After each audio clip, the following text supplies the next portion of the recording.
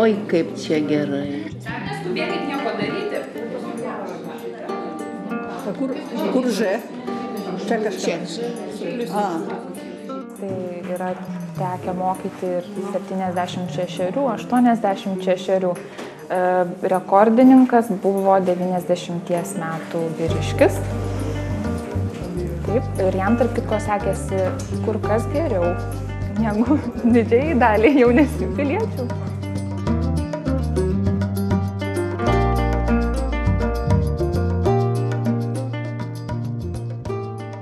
Jeigu jau mergaitės nepasileidžia iš dvigubos pustelėjimo, arba jūs, taip tankiai nesukliksit su pele, tai nėra bėdos.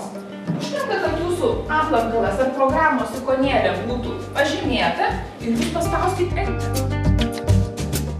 Pradedame nuo paprasčiausių dalykų, tai kaip laikyti pelę, nes susirenka labai skirtingo lygio žmonės ir viena dalis jau moka naudotis tiek pele, tiek internetu ir netgi turi savo elektroninio pašto dėžutę. Kita dalis tik tai žengia pirmosius žingsnius, pažinti jie su kompiuteriu ir jiems reikia paaiškinti viską nuo pradžių.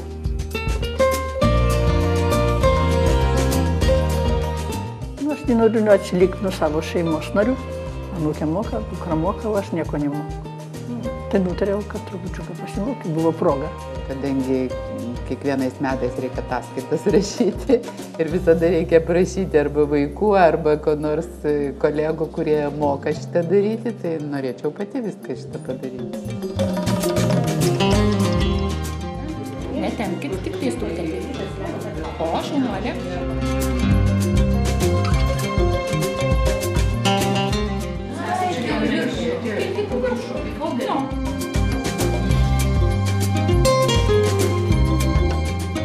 Išmokstam susimokėti komunalinius mokesčius, tai yra labai svarbu ir labai didelė dalis žmonių ateina ir ko ne pirmą dieną pasako, man svarbiausia išmokti susimokėti komunalinius mokesčius, kad nereikėtų stovėti eilėje. Vaikai kaip, gal ir išmokytų, bet ta prasme, kad jie, mama, daug aš padarysiu.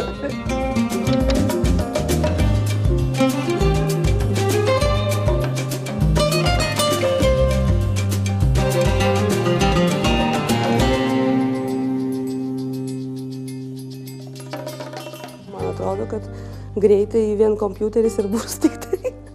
Ir visur, ir parduotuvėse dabar, ir savitarnos kasos, ir bankuose, visur praktiškai kompiuteris pirmoje vietoje. Pirmaujame šviesolaidinio interneto plėtros, tokie ryškus lyderiai esame.